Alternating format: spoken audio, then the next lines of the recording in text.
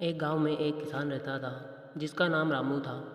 रामू बहुत मेहनती और ईमानदार था, लेकिन वह अपनी ज़िंदगी से खुश नहीं था क्योंकि उसे लगता था कि वह कड़ी मेहनत के बाद भी फल को प्राप्त नहीं कर पा रहा है। एक दिन उसने अपने गांव के सबसे बुद्धिमान व्यक्ति पंडित जी से सलाह लेने का फैसला किया। रामू ने पंडित जी से पूछा, पंडित जी, मैं अपनी पूरी मेहनत करता हूँ लेकिन फिर भी मुझे सफलता नहीं मिलती, कृपया मुझे मार्गदर्शन दीजिए। पंडित जी मुस्कुराए और बोले, रामू, सफलता की राह आसान नहीं होती, लेकिन मैं तुम्हें एक कहानी सुनाता हूँ जिससे तुम्हें कुछ समझ में आएगा।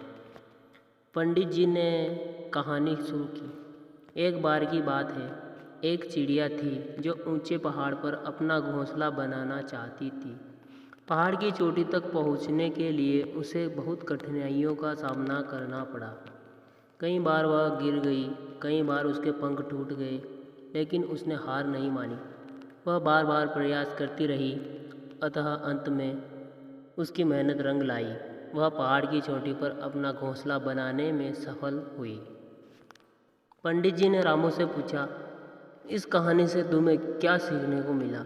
रामू ने सोचा और फिर बोला, इससे यह सीखने को मिलता है कि हमें कभी हार नहीं माननी चाहिए और लगातार प्रयास करते रहना चाहिए। पंडित जी ने सिर हिलाया और बोले, बिल्कुल सही, सफलता उन्हीं को मिलती है जो धैर्य और मेहनत से अपने लक्ष्य की ओर बढ़ते रहते हैं।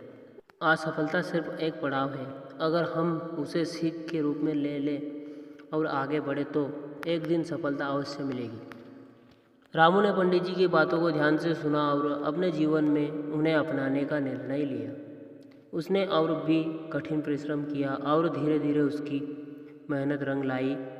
कुछ वर्षों बाद वह गांव का सबसे सफल किसान बन गया। इस कहानी से हमें सीख मिलती है कि सफलता की राह पर धैर्य, निरंतर प्रयास और आत्मविश्वास की आवश्यकता होती है।